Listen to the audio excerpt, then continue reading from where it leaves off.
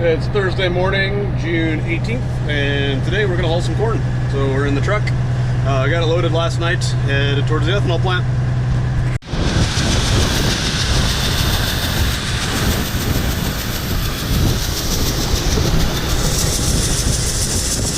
Well, way too windy to spray. I got one load of corn taken in, but the ethanol plant, which normally has 2 pits for unloading inbound grain, only has 1 running. I think due to some problems with the DDG byproduct that turns into used for animal feed load out. So they're loading those trucks on one of the normal unload lines. So what normally would have been like a 30-45 minute trip was more like a 2-hour or a little bit more maybe. So that's fun. Not sure if I'm going to keep hauling today or not. I'm going to get the truck load sleeved and then figure out exactly what my life's about. But it's hard to get a lot done when it takes 2 hours or 2.5 hours to make a turn that's 10 miles away. Well, I decided to go for a second load, and it's not a complete disaster, but we're about 7 trucks deep on behind the scale here, and there's probably 5 in front waiting to unload, so it's not going to be a quick trip, but it could be worse. So good news, they've got both pits open now, so although there was a line to the scale, I'm 1 truck away from the pit right after I got weighed, which is much better than earlier this morning. Maybe a lot of other people gave up and I can keep hauling efficiently this afternoon. We'll have to see.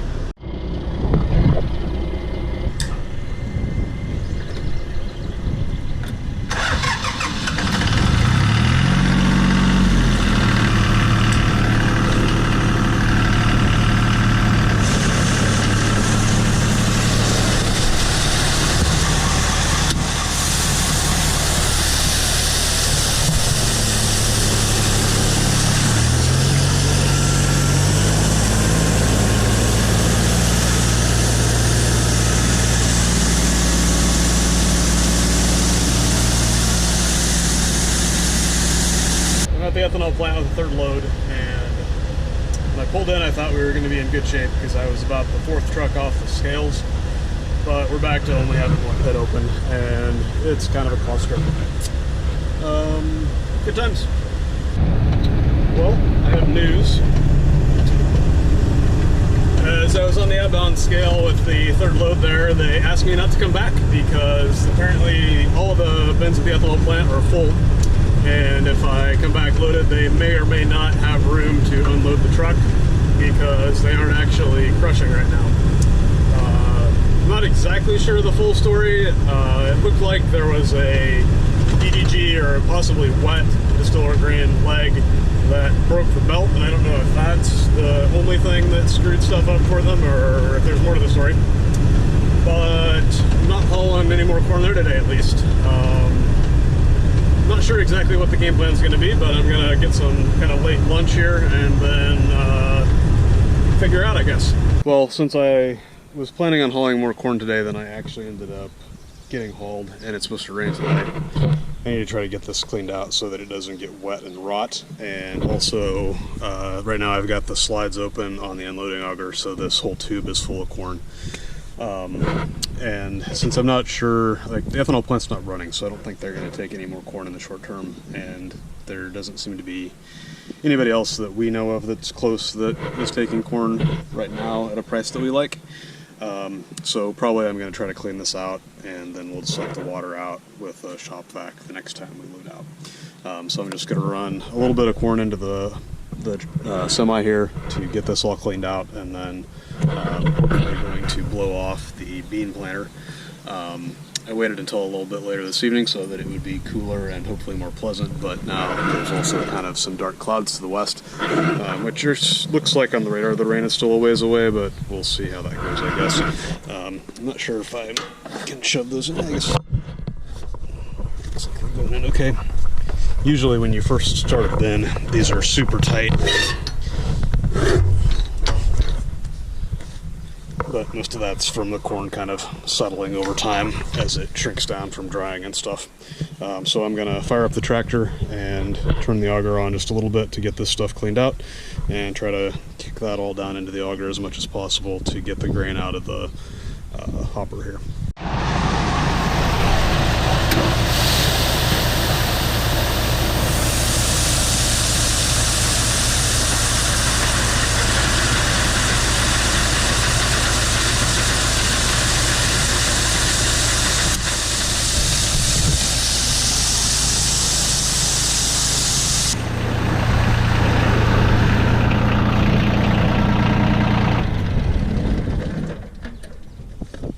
So we'll put our fancy rain cap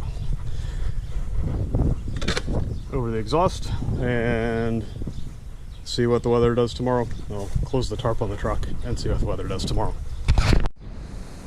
Got my most favorite tool on the farm, not really, but the air wand out ready to go, and the bean planter parked here on the slab in front of the shop. So we're gonna kind of blow things off and try to get as much of the dirt and random crop residue, stems and leaves and stuff from last year's corn, cleaned out of the row units as much as possible. So there's some spots down in here.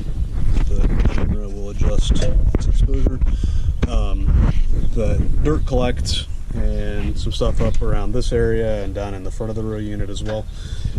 So basically just trying to get the planter as free of foreign material as possible, and a lot of that is for rodent purposes, so that there's not nest material for mice and other critters to use, and also just to get things cleaned up so that when we work on this next spring, or if I get really ambitious, I might try to get some discs and stuff replaced before we put it away for the year.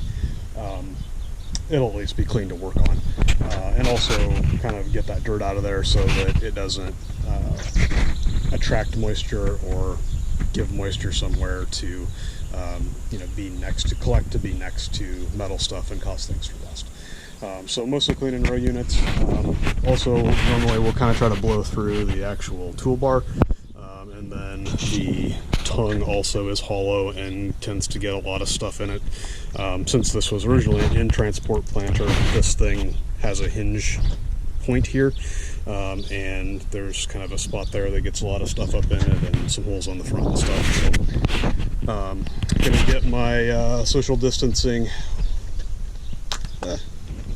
equipment all put on here and go to town with the air hose. All right, let's clean up some planter.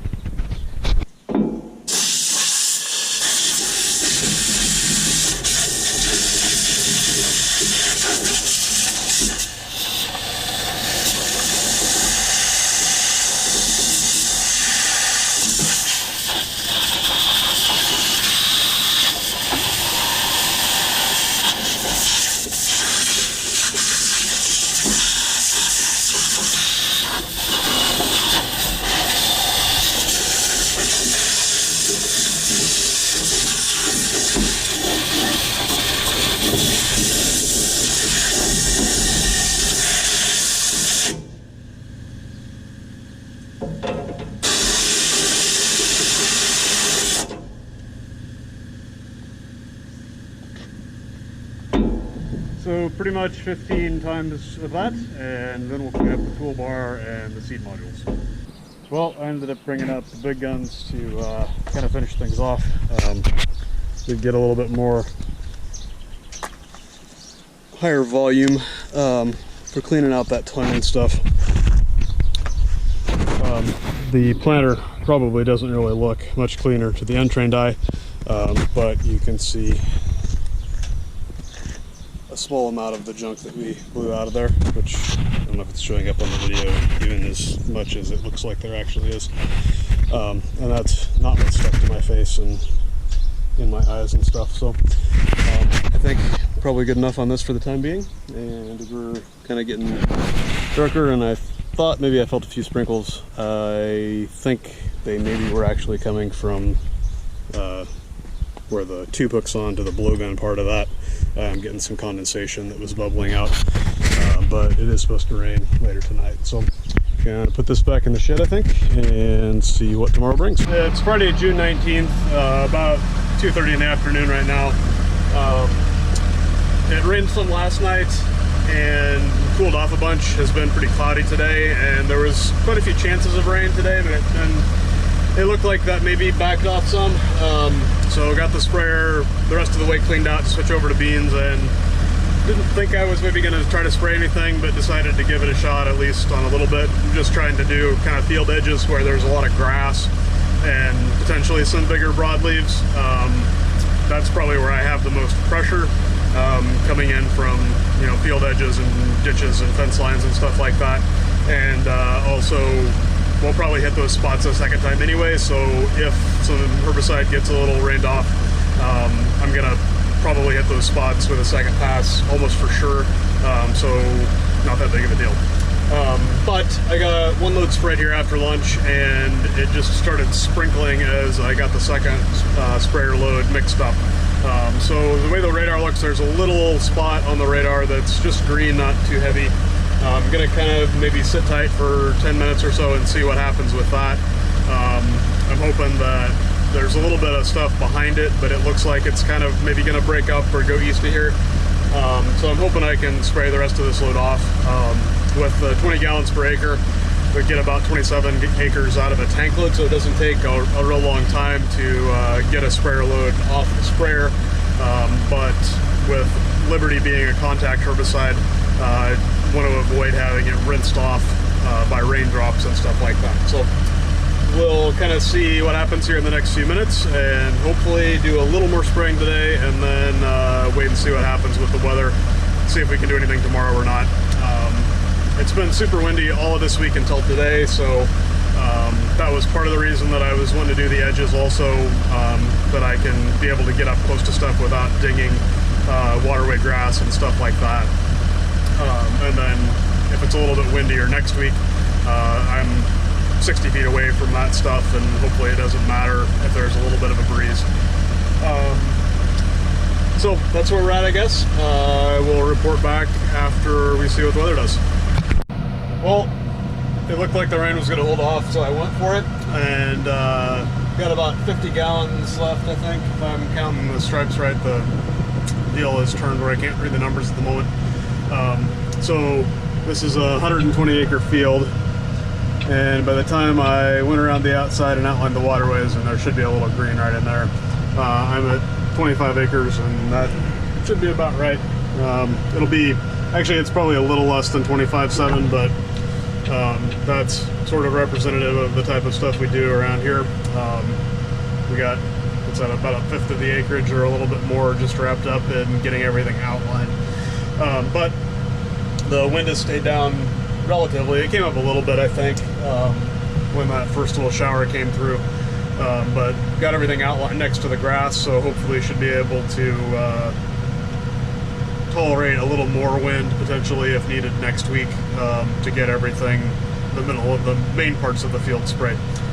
So I'm going to probably spray out the rest of this load just on some straight rows here, because I have a bunch of volunteer corn out there. There are some pretty dark clouds to the south, so I think we're going to get some rain. I haven't checked the radar for a little bit here, even off straight south there towards the windmill. It looks like it might be raining down that way, which the radar showed some that direction earlier. But it seems like it's all breaking up before it really gets here. I arrived with a few sprinkles on the windshield, but not enough that should affect anything, I don't think.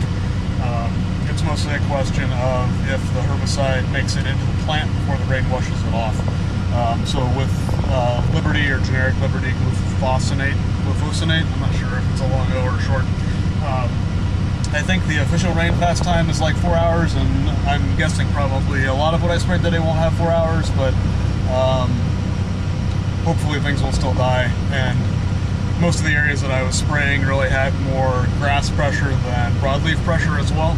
And with the clethodim, I think it's a little bit more tolerant of rain, especially with the volunteer corn. You actually want to get that herbicide down into sort of between the leaves, down into the growing point to get the volunteer corn killed. So I think getting that rained on won't hurt and might be beneficial to some extent. I do apologize for not having any action photos spraying yet. Since I've been almost entirely outlining stuff, it's sort of hard to run a camera and turn around. I'm actually, from doing this 25 or whatever acres going around this, I was almost getting a little bit dizzy at times, just from like switching between looking back and forward and basically twisting my neck around to watch that left side of the boom the entire time. But I will make sure that I get some decent footage next week of post-spraying on the soybeans.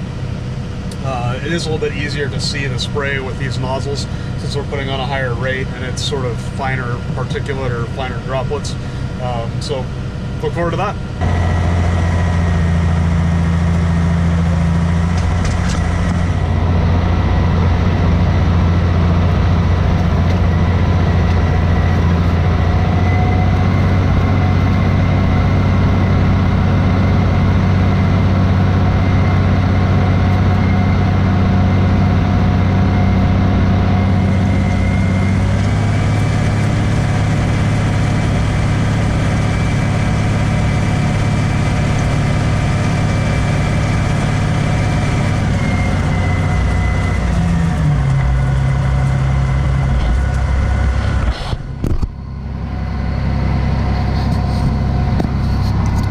Empty. Flush out the boom and head home.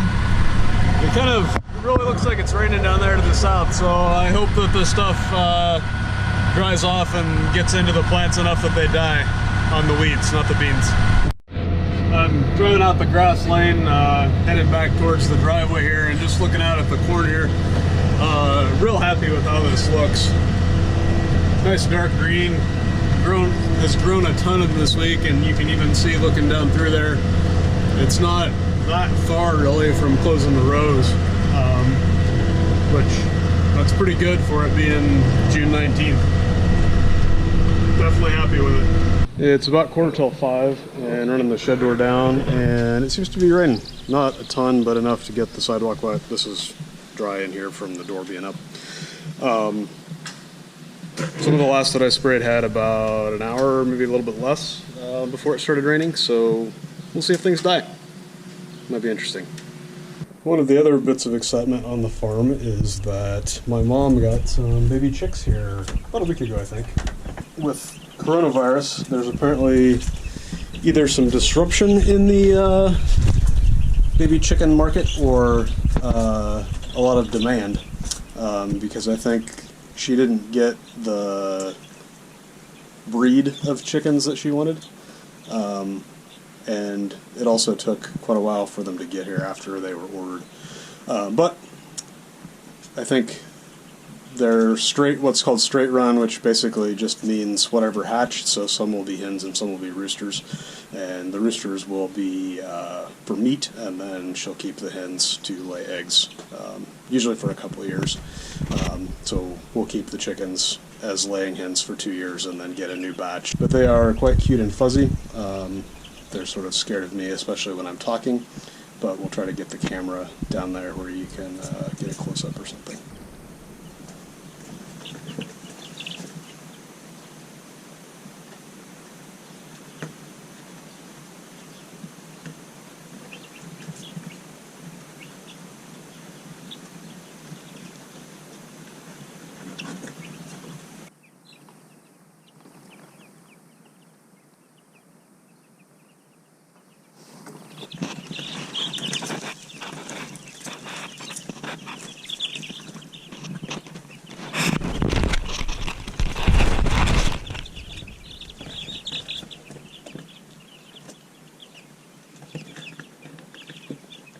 I don't think I'm going to be able to catch them with one hand. They're sort of past the peak cute fuzzy stage anyway, because they are starting to get feathers now, especially on their wings and tails. But that's what baby chicks look like.